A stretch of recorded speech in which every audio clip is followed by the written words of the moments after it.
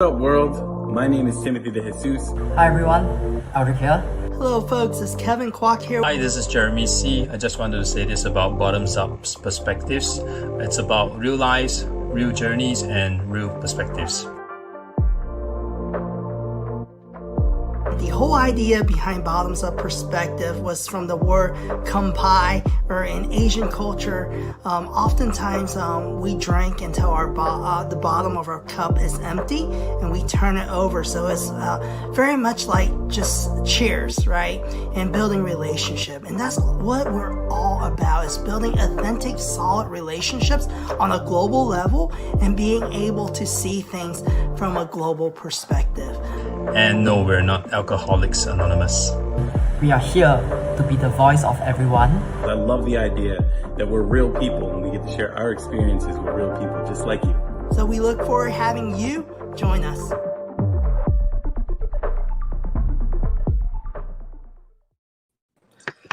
What's going on, LinkedIn and YouTube? Super excited to be on here for episode 24th. Pretty much we could talk about athletic sales, right? So let's talk a little about this.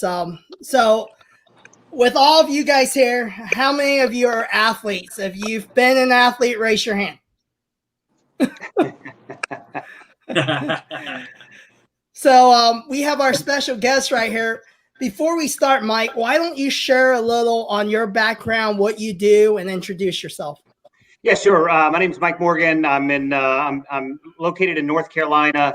I've been a sales guy, sales leader, sales coach for the better part of the last 25 years. I've owned a couple of businesses. I've run some small sales departments, some large sales departments.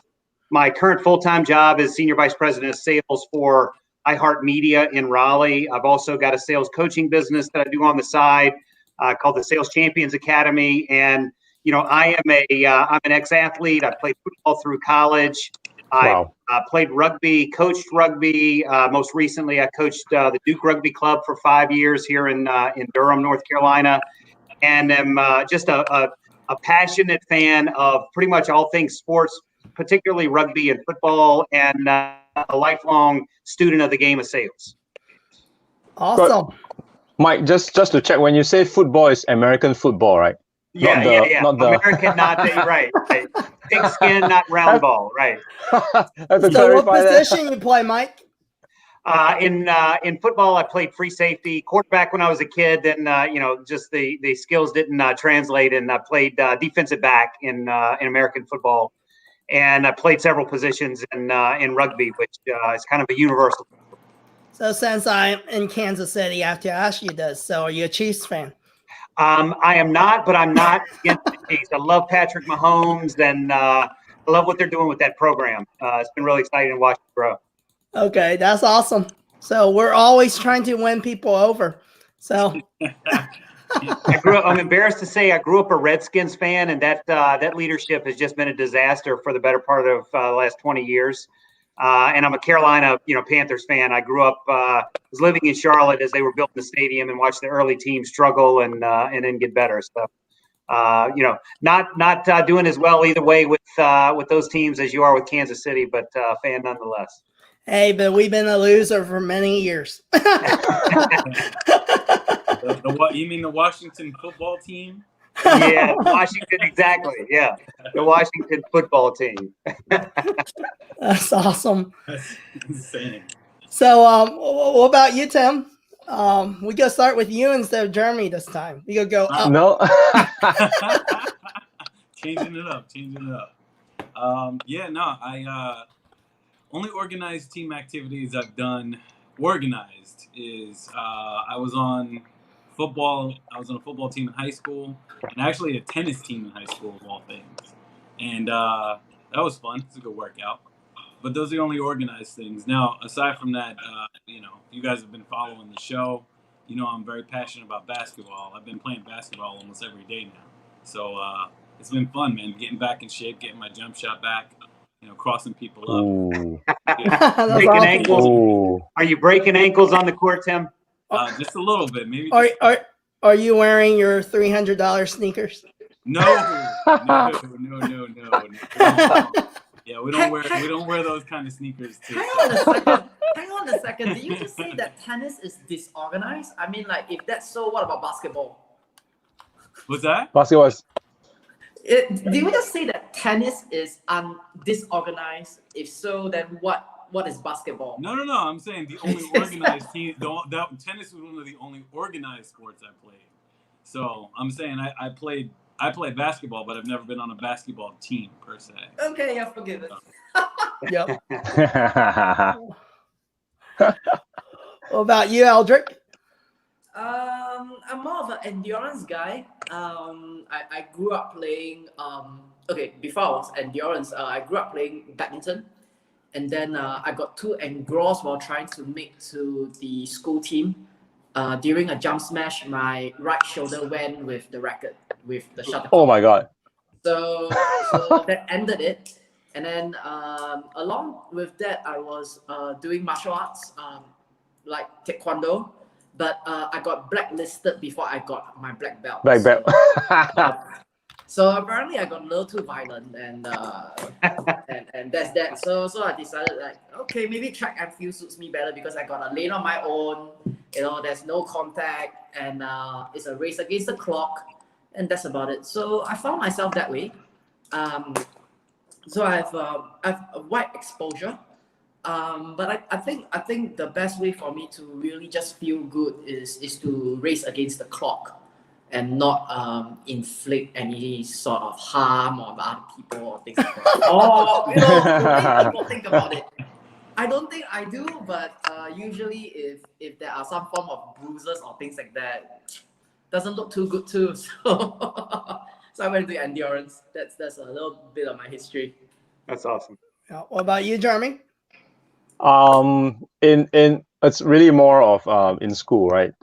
When I was younger, primary school sports day, ran 200 meters, 4x100, but that was just a really short stint. And then I think it was in secondary school in my teens, just with friends, right? Played badminton. And I think further up, when I was in junior college, that's when I was like 16, 17. Was more of I discovered basketball, and because a lot of my friends then were playing basketball, and really that was kind of the time I started late with basketball, and I'm still bad at it because when I was younger, whenever I tried basketball, it was more the ball hitting me than me hitting the ball. So really bad at it. But I did enjoy it in junior college, and on and off play with friends. Now it's more like once a year. Some regular guys, and obviously still bad at it, just running around, getting some exercise in. And so never really been an athlete per se. Oh, I did play a bit of soccer as well in secondary school. Tons of injuries because it was more like I was going up in canvas shoes, and then the opposite team were like people with the real gear, you know, the soccer shoes with studs and shin guards and everything. So obviously I never come out of that, feeling any better, get injuries and here and there. So that's a little bit about me, my brush with athleticism and sports. Not a big fan. Now it's more of esports, right? Watching people play games. That's right. My daughter is very big into the esports. She freaking. Oh, cool. YouTube. Really? How old is she? She's 8. She's like obsessed. That's how my son is. What kind of esports games she watch? She just watches people play Nintendo Switch, but she gets so into it. Like she'll tell me all these fun facts about a game we're playing. I'm like, oh my gosh. I have no idea. Kids as well. Yeah, my kids as well. That's become a professional pursuit, right? I mean, a lot of kids are getting in professionally like that. Yeah, play videos and all. Yeah. Yeah. Well, I'll tell you what. Some of those YouTubers make real money. Some of them make more than all of us. So. Yeah, exactly. Sure. Yeah. Yeah. So personally, I play some basketball, junior high school, and then always been an athlete. Did some martial arts pretty much since I was probably 10, and then all the way through college and everything, and then and I missed sports after I graduated high school, so I decided to go into natural bodybuilding because in the 90s it was the thing to do. You know. So So decided to compete in bodybuilding. Did that all the way until I had my big boy job. So did that for a while. And yeah, so I think once you're an athlete, you kind of just miss that competitiveness. And I think that's why I enjoy entrepreneurship, because I get to apply a lot of the same tactic strategy, into real life scenarios, I guess, as an old man. Oh, Hey, man, Kevin. it's a Kevin, daily Kevin. affair. It's a daily Kevin, affair. what martial arts you do? So I did it's called Goju karate. So it's like Okinawan karate. And then I did some Jeet Kune Do. Yep. So if you and Aldric got into a fight in martial arts, who will win? That's I right. don't know. It depends whether you are thinking about it as a fight or a martial arts sparring. You guys are funny. It's true. It's all Hey, here. but Aldric can run faster. He was an endurance. Run longer. He can run longer. That's great. So I guess it leads to my second question, right? And it goes into kind of the bread and butter of this conversation, the meat and potatoes more. Why do you think athletes make better salespeople? So I go first? Yeah, go ahead. So I think I was very clear in mentioning that I'm neither an athlete nor a salesperson. But there's one thing I think which would apply for both. I think because I saw Tim's post and he mentioned that the will to win is one very important thing that it's common between the two. But I also do think that you as both athletes and salespeople, you need to be able to take losses. And I think it's important to win, but at the same time, it's important to take losses, because in these two areas, you definitely experience more losses than wins, especially initially, right? And I think the takeaway from that really is whether you win or lose, keep going at it, keep doing it, and then perfect your craft. And I think that really would help anyone, not just athletes or salespeople, because failure is the mother of success. So the more you fail, definitely you have more mothers and you have more successes. I think that really, to me, will be the common theme for athletes and salespeople. Win or lose, keep getting at it, keep going at it. Have that frame of mind, that single focus. I think that will make anyone successful, not just athletes and salespeople. But because athletes do that on a daily basis, the win, lose, train, singular focus. I think they do make better salespeople, except for one thing. I think it's very important for salespeople to have the gift of the gap. If you are the fastest sprinter or the best runner, but if you can't talk, how are you going to sell, right? I think that's one missing element that I want to add in. Maybe you guys have a better understanding and take at it. So that's my view. That's good. That's great feedback. Yeah. Well, Mike, that sales is your specialty. Where to start? Yeah, I think. Look, Jeremy, I think that you were.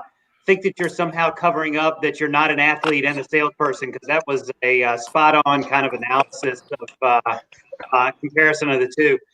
Look, I think I think athletes and salespeople necessarily have a lot of the same qualities, tangible and intangible, right? I think, and I kind of break it down into several different areas. Their mindset, the mindset of an athlete is achievement oriented. It's internally and externally competitive. There's just a way that you have to approach at whatever level you want to compete. In order to be even marginally good at sports, you got to start. Everything starts with the right mindset, a can-do, approach. And Jeremy, to your point, like a bounce back mindset. Losses are temporary. It's not a final destination. It's just a barrier or a hurdle to get over, right? Once you get the mindset right, then it's really the skill set development that I find is very similar between athletics and sales. And I look at that on two levels. the macro level skill set, athletes learn the fundamentals. In order to, if you have desire to play past middle school or high school in any kind of athletic pursuit, you've got to have a solid grasp of the fundamentals for whatever sport it is that you're playing. And any athlete that's made it past, middle school or high school has learned to develop an appreciation and a solid foundation of the fundamentals. So it all starts there. Athletes learn to study not only themselves but their opponents, and that's a big part of the sales process. Is not only understanding what it is that you bring to the table as a seller and a representative of your company or your business, but what are you going to be facing? It's not like necessarily the opponent, but in some ways it is. What is the person that you're meeting with or the group that you're meeting with likely to think or feel or say to you, and how are you going to handle those things? They're adaptable. As an athlete, you have to adapt to situations as real time. You learn the framework for your job as an athlete, and then you learn to adapt based on inputs that are happening in real time. And there's nothing that's not true. There are few things that are more critical to being successful in sales than being able to adjust on the fly to what's happening in real time.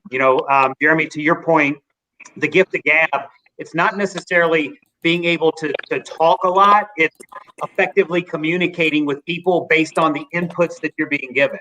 Reading social cues, reading body cues, verbal feedback, understanding what's said and what's not said. There's a lot of similarities there. And then the last thing I'll say, and I'll cede the floor here. There's this idea that I call the mastery loop that athletes at really good athletes at any level are accustomed to. So as an athlete, after every practice and after every game, particularly when you get to college or beyond, you watch the tape. There's no hiding from the tape. If you didn't do what you were supposed to do or you didn't do it, it shows on tape, and you're exposed, and you have to have the courage to sit there and digest that. And then what you do is you take the learning from that review of the tape and you go practice to get better. In sales, there's an opportunity, I think, for growth universally in our profession to watch more tape. Like, digest what it is that you did. Record your sales calls, or immediately digest or download your sales call upon ending it, and evaluate it in 3 ways. What did I do well that I want to keep doing? What did I do okay? And what did I fail at or miss on that I need to improve in order to get better at what I'm trying to do?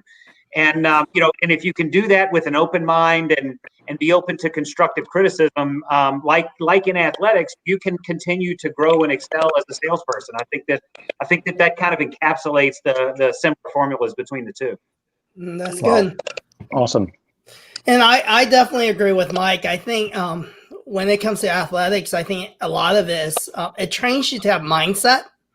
And I think that's why, as a parent, I think it's important for kids to be plugged into some kind of sports program, because I think it's very structured. You can't just quit, and you learn to be coachable. And even in the workplace, I think that's so important. And it doesn't even have to be sales, right? I think a lot of corporations look for athletes because they understand they're coachable, So I think that has a big part of why athletes, I think, excel in sales. Yep. About you, Tim?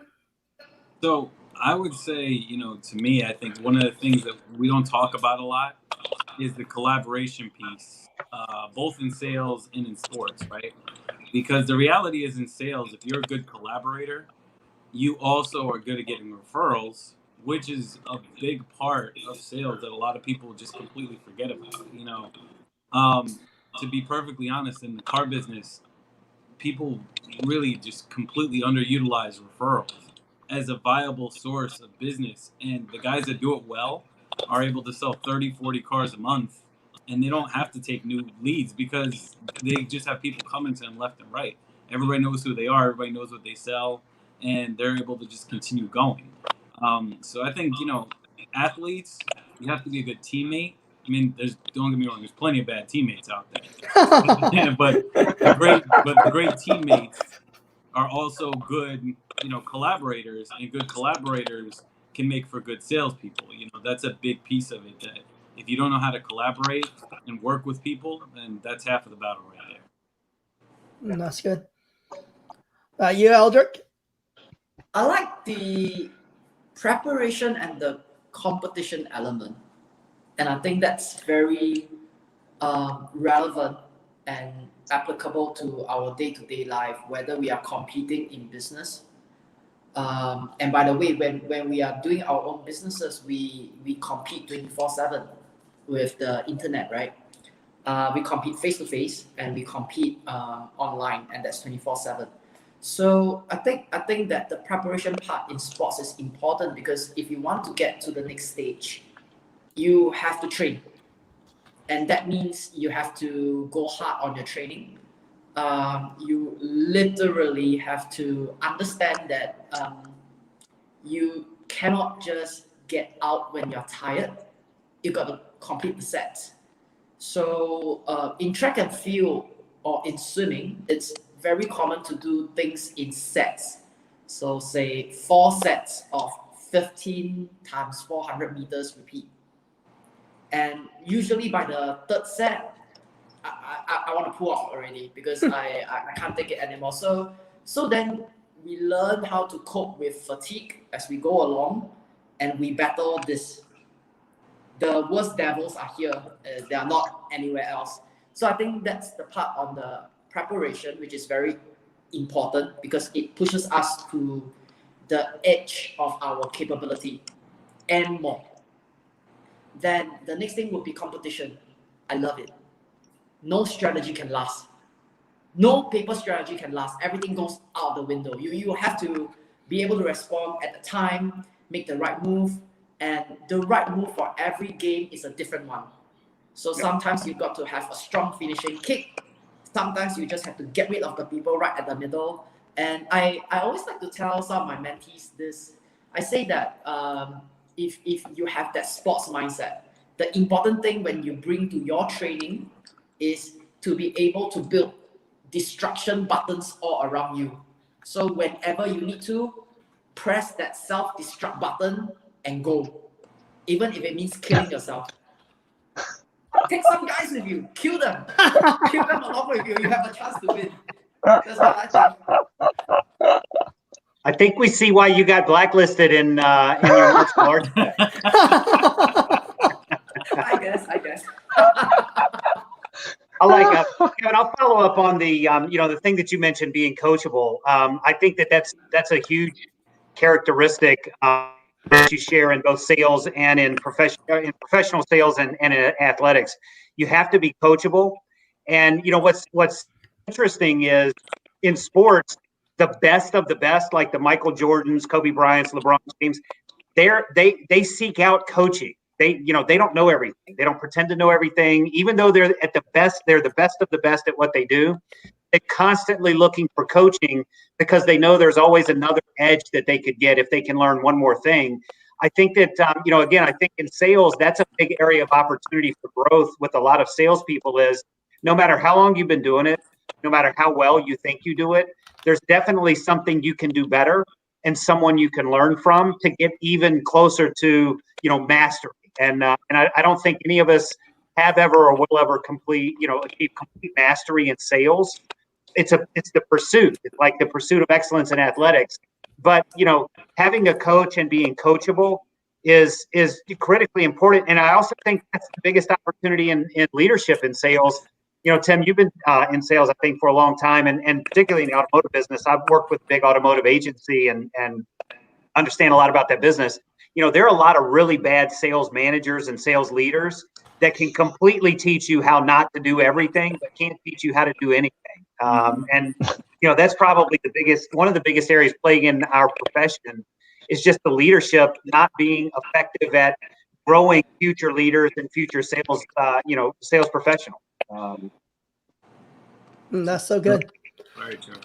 So what's one thing that you guys learned that, for those of you who play sports, right, that you feel in your childhood being an athlete, what have you taken into what you do today, like sales-wise?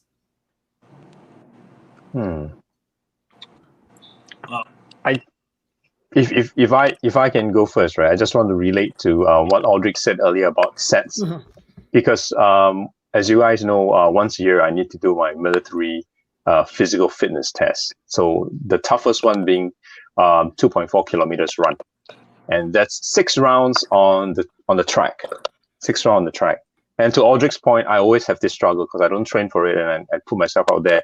Even if I've trained for it fairly okay, it's what you have, the conversations in your mind, that's going to be interesting. Because what usually goes in my mind is for the first round, right? And just go as fast as I can, go under 2 minutes, whatever. Second round, I'll be thinking to myself, let me try to maintain on par as the same round, first round, which I usually can't. We skip the middle part, let's go to the end. The end is easier. Oh, this is the second last round. And then this is the last round, go all the way. The toughest part is the middle part. The third and the fourth round, because you're in the middle of nowhere, you're struggling, you don't know what to tell yourself to go on. And I think with sales and all the things like that, really, it's where you're in the middle, you're stuck in the middle, you're not sure how to proceed next. It's where it's gonna get you. And what I learned from all this running, really, even though I do it like once a year, you need to have that fallback. You need to have the fallback in your head to tell yourself, to push on, to continue, because without perseverance, I think it's very hard to see anything through. You could start very enthusiastically, which I usually do. And from this example of running, most people will start very fast, right? And then they push themselves because it's the beginning of something, right? It's the beginning of a huge sales pitch, you're very excited. And then comes the hard work in the middle. That's usually the toughest to get through. I think the end is quite easy, right? You've done your preparation, hard work. You go at it. A sales pitch, you win or you don't. I think that's the easy one. But it's really the middle part, which sometimes I will relate to sales, to running. My 2.4 kilometers test once a year. That's the part that usually gets me, and I need to always remind myself, especially when I'm in like marketing and do like projects, or I do like an event. Yeah, the fun is very fun because you talk about themes, you have all these images in your head, and then the budget comes in. You don't have enough budget, you don't have manpower to do what you want to do. And that's the part that gets most people. It gets me too, sales or not sales.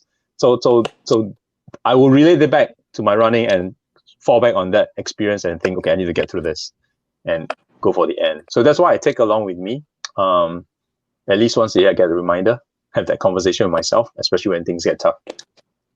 That's good. I'll jump in and kind of two things come to mind, and they go hand in hand. One is the ability to set and visualize your goals, and then kind of something that Tim mentioned earlier in his post. Once you've got a goal in mind, and Jeremy, with your 2.4 kilometer run, right? You got the goal and the vision for how it's going to happen. Then you just, at some point, it's your will. Like, you've just got to, you have to get it done. Failure is not an option. And, when you come up in athletics, you learn that, failure is not in the game plan. Winning is the only thing in the game plan. And a lot of times it's just a matter of will. Who hangs on long enough to get over the last little hump to see themselves victory. And I think that those are, it's very analogous. You learn those in sports, and they carry directly over to sales. Sometimes if you just want to make the sale a little more than the person you're trying to sell something to wants to avoid buying it, you're going to end up with a good opportunity to hit your goals. And knowing what you're trying to achieve and having drive to get there is kind of the key to how to do it. That's good. Mike, I can tell you what goes on in my mind. It's not the visualized winning and getting that $500 or $200 if I come in real fast. It's always about, come on, I just want to pass. I'm almost passing, and then I will push myself by saying, you don't want to do this again if you fail, so go for it. That's right. Sometimes not being embarrassed and failing is just as good as the vision of winning. Yeah, that's what works for me. Right. I think for the benefit of our audience outside of Singapore, we have so guys in Singapore, we have to take our annual fitness test. Annual. Oh wow. So the window is from birthday to birthday, and if you fail, which is what Jeremy just mentioned, So if you fail, you have to go for this very interesting thing called remedial training. Ooh. That's like 3 days a week, physical training. Jeez. It's not very palatable to a lot of the guys in Singapore, especially like guys our age.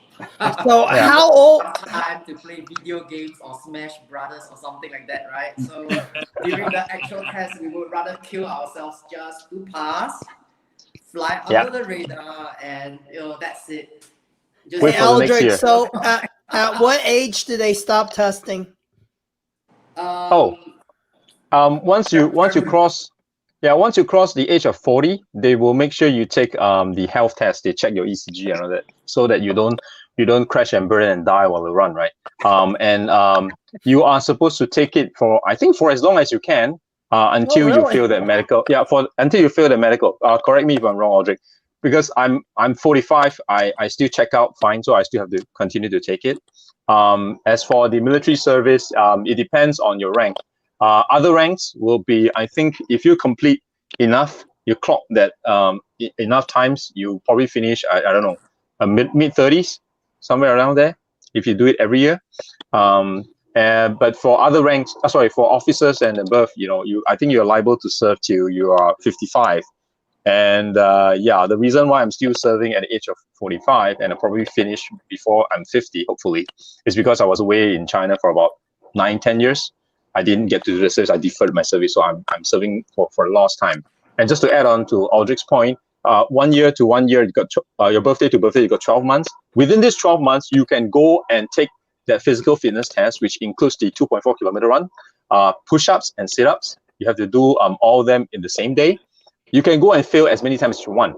But if you are not able to pass at all within that birthday period, then you go into the remedial training. And the thing about the remedial training is that it's not that it's just even 3 times a week. It is at a time where it's like 4 or 5 p.m.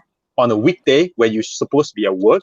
And worst of all, because the military camps are in very secluded spots, in small, tiny Singapore, there are still inaccessible areas. And all the inaccessible areas where all the military camps are for you to take your test, that's where it hurts. That's where it hurts. Jeez. That brings Make it so painful. Interesting. That brings me to a very interesting sales story. Just came to my head. I remember actually doing part-time fitness instructor during one of those remedial training sessions. Okay, and this relates to sales. So there's a lot of people who didn't pass their fitness test, so they come together for 3 hours. One evening for fitness training, okay? So 3 hours, people from all walks of life. And I started noticing this guy. He's obviously his physique, he can pass the fitness test. Obvious. He's light on his feet, he looks lean, slightly muscular. So you know that there's no reason he should fail. So I started observing him because it was very obvious amongst those who are not that fit and those who are slightly overweight, right? Obese. Yeah, and he started moving around, striking conversation with the rest of the people. So I was like, it's kind of interesting. So I went closer and I realized that he's a financial planner. I think So I was like, he was going around trying to tell people, hey, do you have life insurance? Do you know that it's so important to have one for coverage? You have one? In case you run, you drop down and die. I thought that was a brilliant technique. So he failed his fitness test. Okay, he gets into the remedial training where everyone is stuck for 3 hours, dying for entertainment, and they can't escape. And he has a monopoly on that 200 plus people, and he just goes on to do his pitch. I was like, oh my gosh, that's brilliant. I should have thought about it. So maybe he failed on purpose. He's like, that's 200 opportunities right there. That's right. Yeah. And it's a monopoly. They can't escape. They have to be there. So I thought, wow, that was really that was really an eye opener. You know, like life finds its own way. You don't have Did to he? be an athlete. That's You don't have to awesome. be fit, and you can still, you know, do your sales. So Did he try to sell to you? Did he sell to you? No. I was like, no. Aldric wasn't having any of that. Yeah. Yeah, that's a great thing about salespeople. You know, you pre-qualify your prospects. He was picking all the fattest, like, you know, most obese people that were certainly going to have a health problem at some point. You know, look like a good candidate for health. Yeah, smart. That's smart. Really smart. Oh man, that's awesome. What about you, Tim? So I'm trying to remember even the original question. That's awesome. So pretty much, what? Oh, how we relate our I got it. Yeah. Childhood athletics. Yep. Sports To to now. your everyday, yeah. I got it. So the thing I would say is practice, right? You know, the good old Allen Iverson. Practice. We're talking about practice. Right. But yeah, no, practice in all seriousness. You got to take swings. You know, in sales, you have to have enough opportunities to meet your goal. That's the bottom line. And you could be the greatest salesperson, but if you don't have enough opportunities, you're not going to hit a goal. You know, and you know, in sales, nobody closes 100% of the people they talk to. They just don't. So, you know, when it comes to practice, you know, you have to have opportunities. In sports, you have to practice to get better. And in sales, you have to, same thing, you have to practice to get better. You know, some people are naturally gifted, but still, you're going to run into an objection that you hadn't heard before. And then once you figure out how to get past that objection, then you can use that experience for the next time that you get hit with that objection. So I think practice is one of the things that I learned from sports that absolutely applies in sales. And, you know, if you do it well enough and you do enough times, if you do sales enough times, you get better and better at closing to the point where then, you know, as long as you get people in front of you, you're going to hit your goal. That's kind of the way it works. That's good. Cool. You, Aldric? I think for me is there's one technique that I use in sports and I do apply personally and professionally, and that is visualization. Of course, by that I don't really mean like the yoga or the meditation style, but really just 10 to 15 minutes with a cup of coffee, just going through my head like how a sales negotiation should look like, and then I'll think about all the objections that can come along the way and how I can go around that. I think the important thing with visualization is that, as Tim correctly pointed out, that no one is going to have a 100% success close rate, but it's about getting to a higher success level. And as with sports, because I do like triathlons and marathons, I typically remind myself that the race is not over at the 10-kilometer mark, or in American terms, 6 miles. It's not over at the 6-mile mark. It's not over by the pier, at the water station, or the final 20 miles. The race is only over when we pass the tip. So I think that's the kind of mentality that I bring along with me. Visualization, that's very important. There's no point sprinting faster than someone beside you at the start. It's kind of silly. In the same way that there is no point thinking that our proof of concept demonstration or the sales pitch or the Q&A, that we nail it and therefore we're going to get the deal. Truth be told, far from it. So a little bit of humility and that understanding that the journey might be longer than what we expect in the professional realm, it's something that I took along with me in sports. And of course, through visualization, I think that's very important.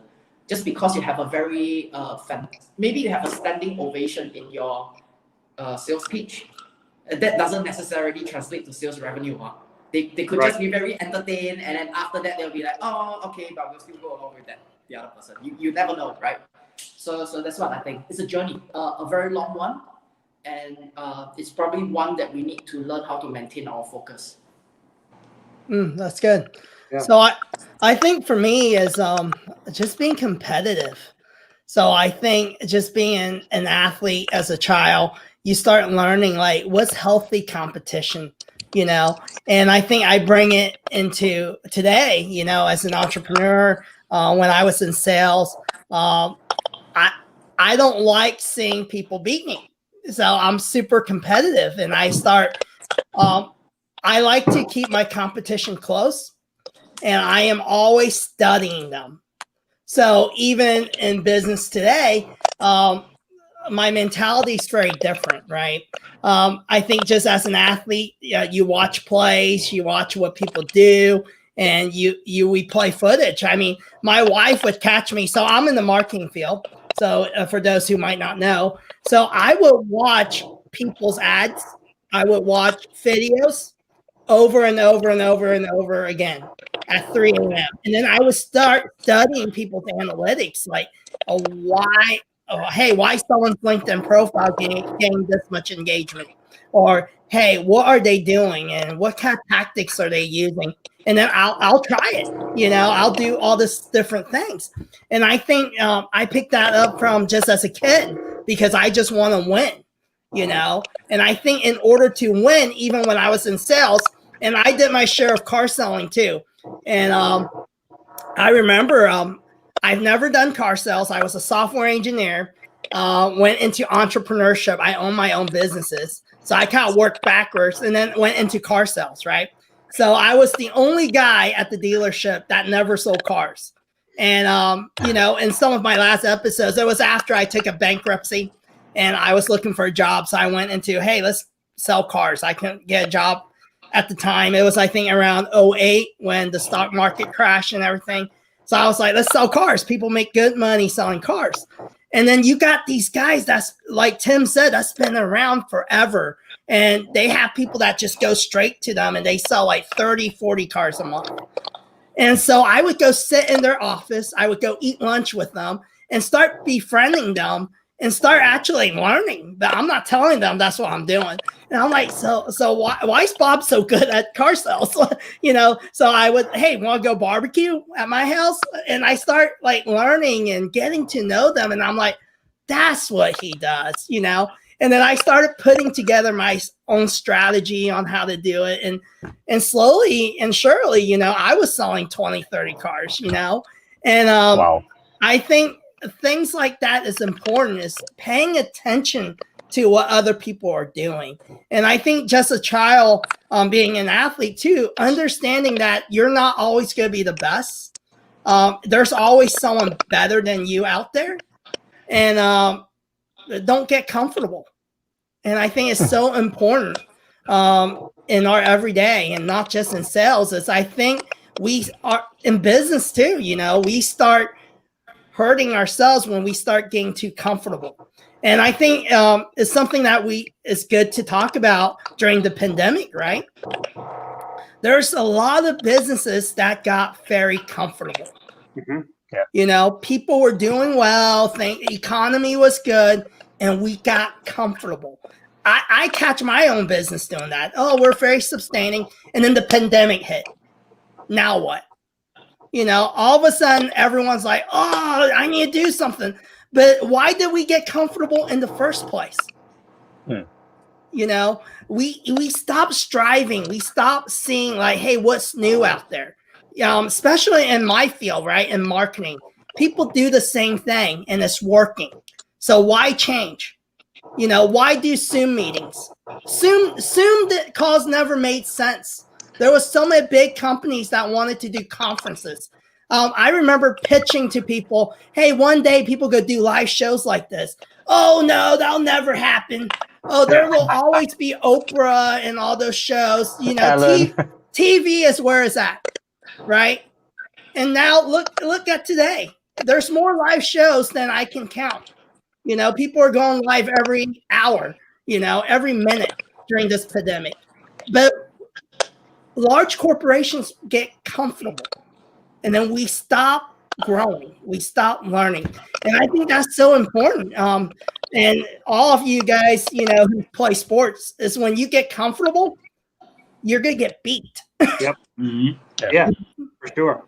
Yep. Look, I think one of the things that's happened over the pandemic in the sales world is in an expanding market, anyone can fall across the sale here or there. Tim, you probably appreciate this in the car business. When car sales are setting record after record after record, pretty much anybody can sell a car. You might not sell 30 or 40, but you can accidentally come across some car sales. When a market contracts, skills matter.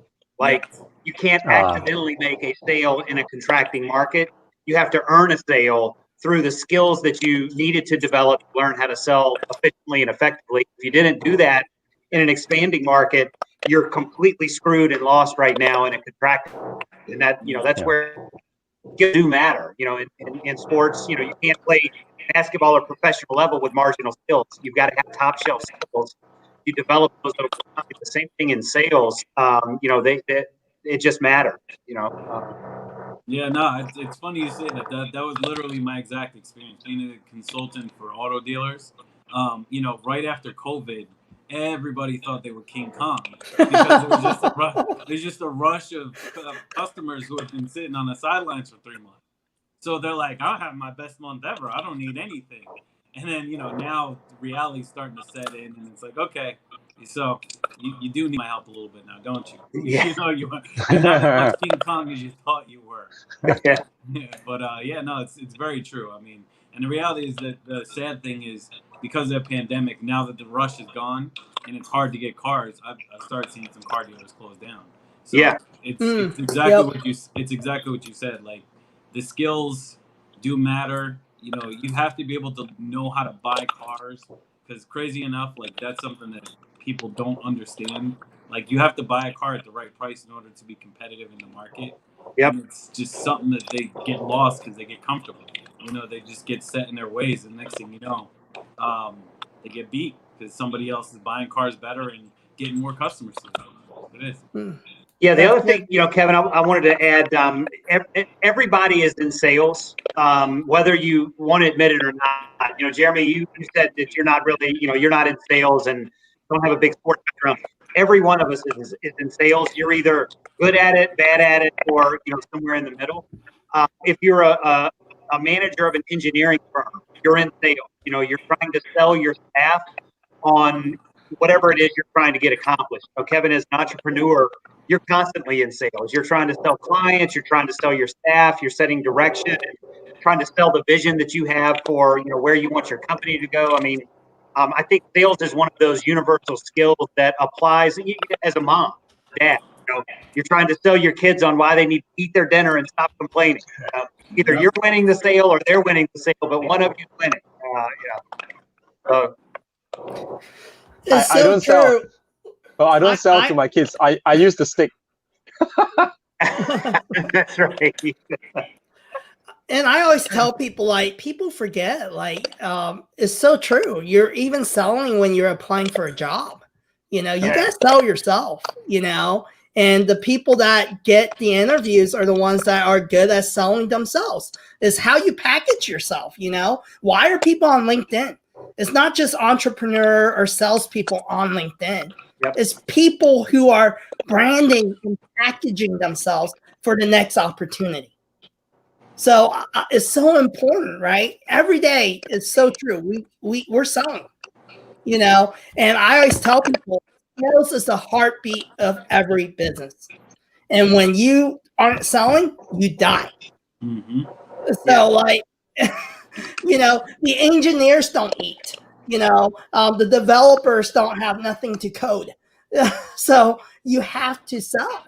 And it's the biggest asset. And I see so many organizations and businesses fail because they don't focus on that. Sometimes they just go, sales is kind of secondary instead of being the primary.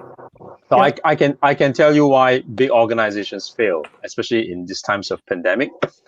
They are not focused on selling; they are focused on saving. Yeah, you can't build a business from cutting costs.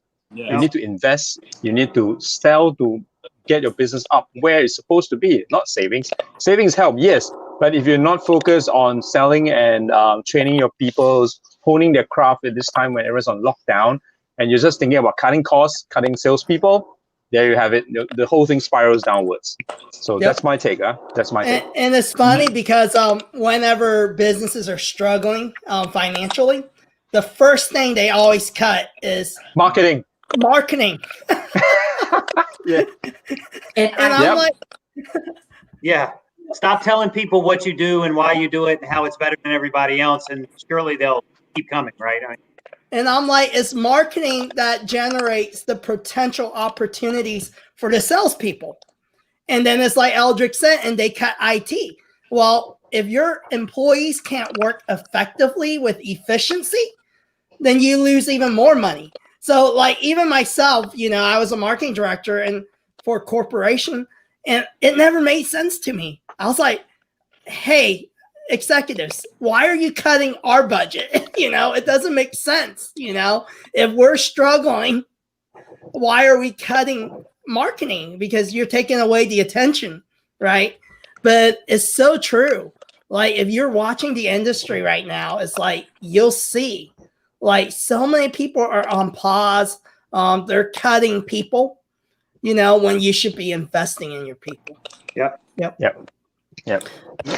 So it goes to our last question, right?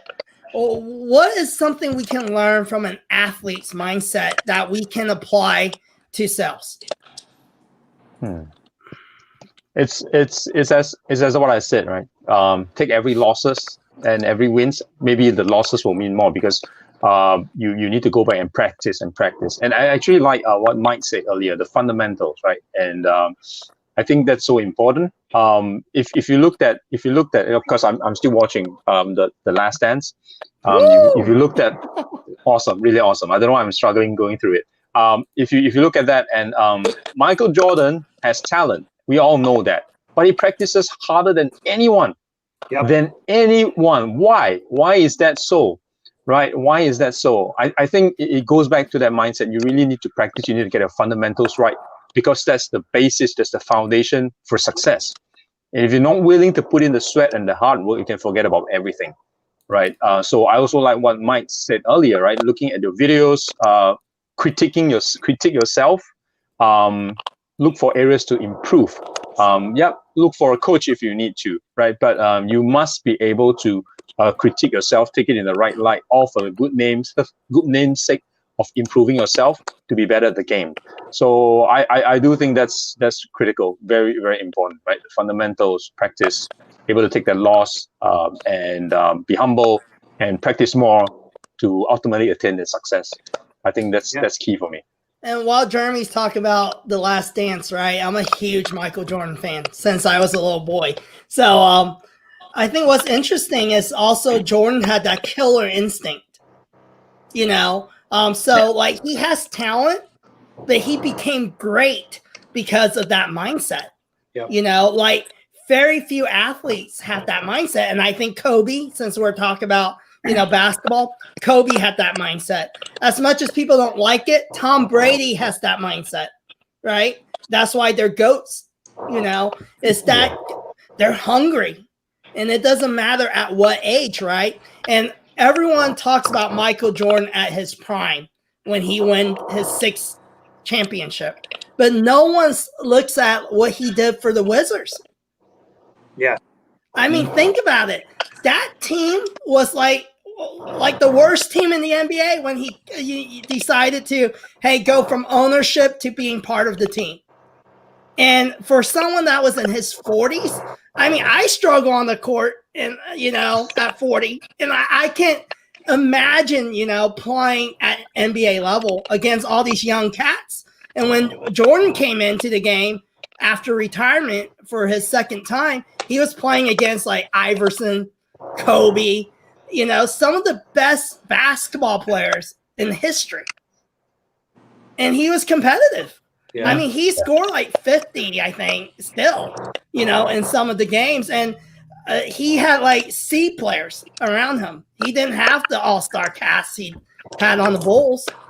And like he took them to the playoffs, even when he was injured. And no one looks at those moments, right? He walked off the court not as a champion for the Wizards, and I know everyone was looking for that fairy tale story.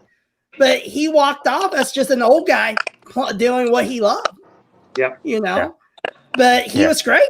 If people look at the stats, you know, he was the GOAT. He was amazing. You know, definitely, Yep. and his killer instincts was most evident in I think there was one episode where he wanted to just liberate Clyde Drexler because people were comparing him with Clyde. That was just awesome. He just took it personally and just killed him. So that's killer instincts for you, right? Aldric, killer instincts. In a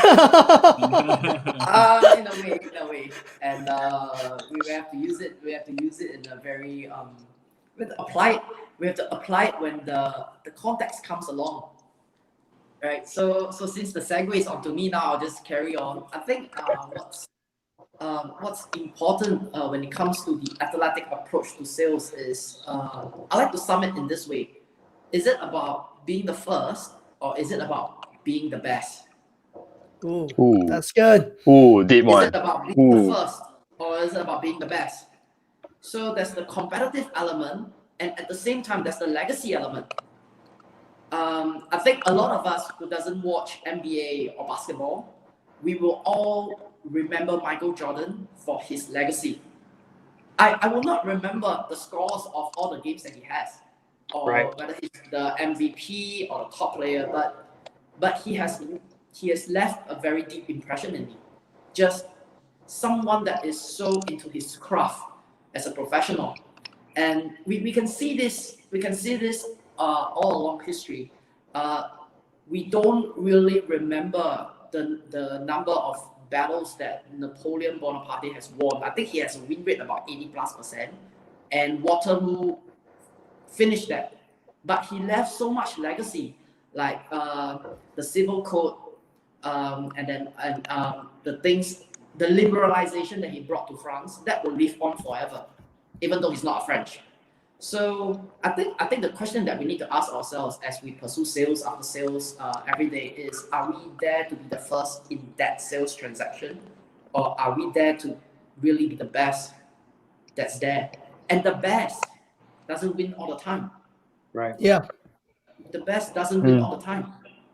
There's always ebbs and flows. So it's that's what I think. That's what I think. I think that's great. Good one. No, and I think, Aldric, you're right, because I think athletes understand what it means to lose.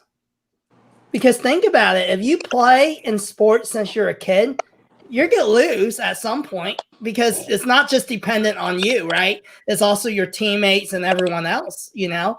And you start learning that, hey, it's okay to lose, it's okay to fail, but how are you going to overcome it and learn from it, right?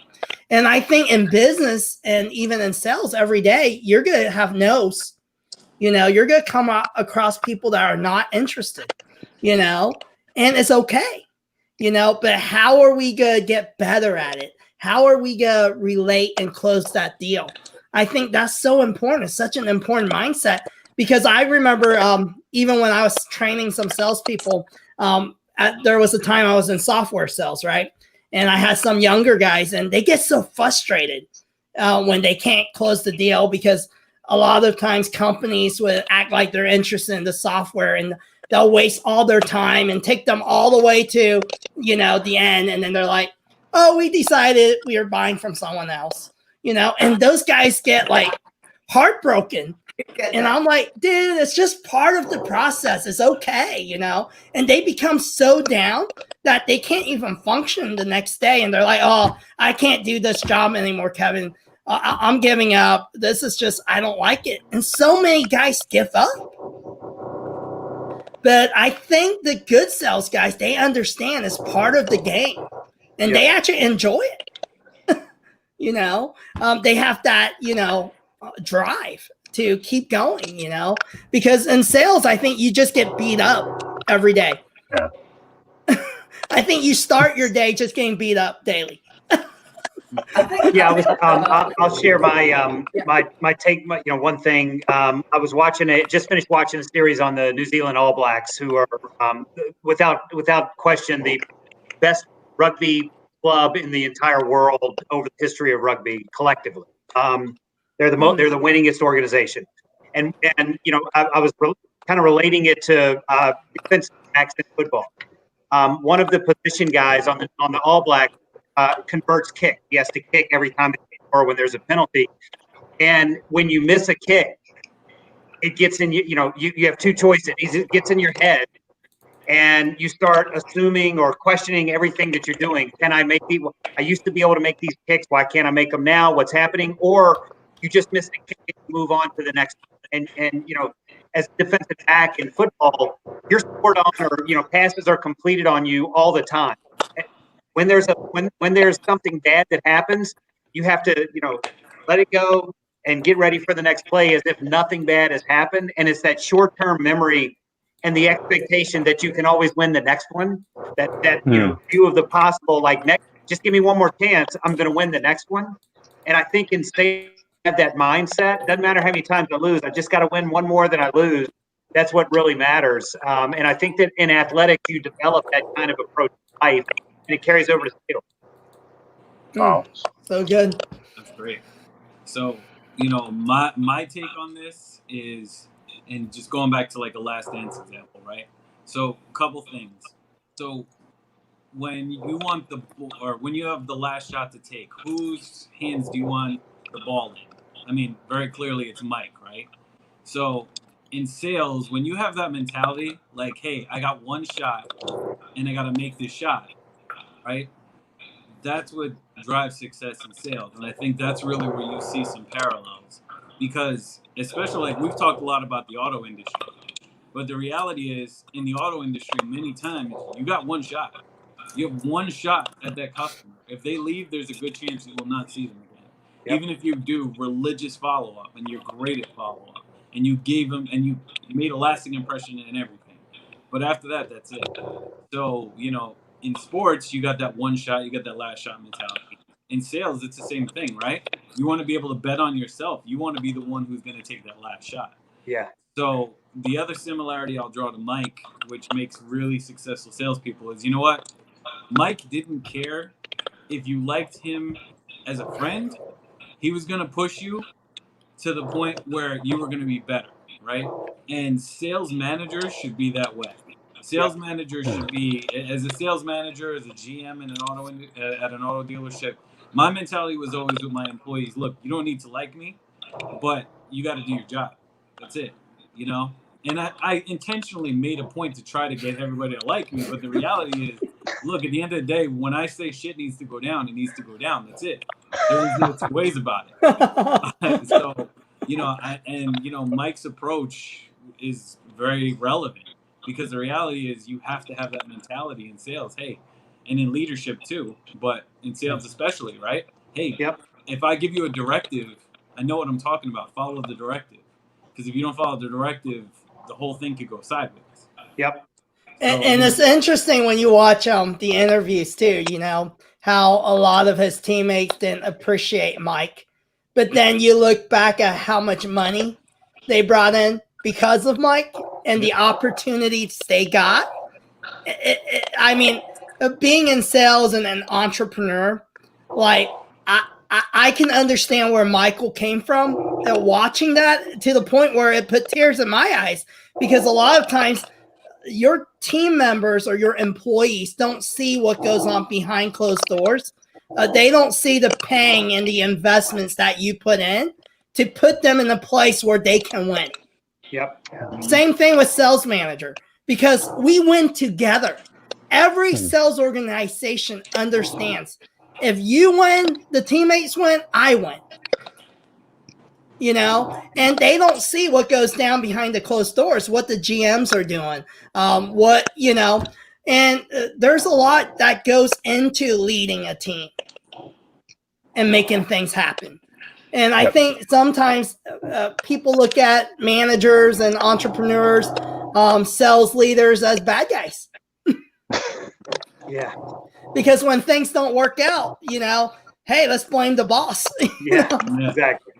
The accountability is always the toughest thing. But you know what? In sales, when you can have that accountability, and it goes back to what everybody said on this episode, right? When you have that accountability, when you can look in the mirror and say, I messed up, you know what? That sale was on me. We didn't close it because I messed up. That's when you learn, and that's when you actually do better. But if you don't have that mentality, if you're going to blame everybody else, that's where you fall off the cliff, and you won't make it in sales because you can't see through your own bullshit. Yep. That's so good. Go on. Aldric? I did mention about being the first and being the best, and I think when it comes to team sports, I can draw allusions to the military, where the effective team is the one where everyone is accountable to themselves and not to the team. So they're accountable to themselves first. So what do I mean? Take care of your own bed, your weapon, your drills, your fitness. Because once you can, everyone else in the platoon can function. Then you can do what you need to do. Someone else can do what they need to do. For instance, the signaler can focus on his work. The demolition man can focus on his work. The sniper can focus on his work. And I think that's very important. Being athletic and being agile, sometimes it has to come down to the individual.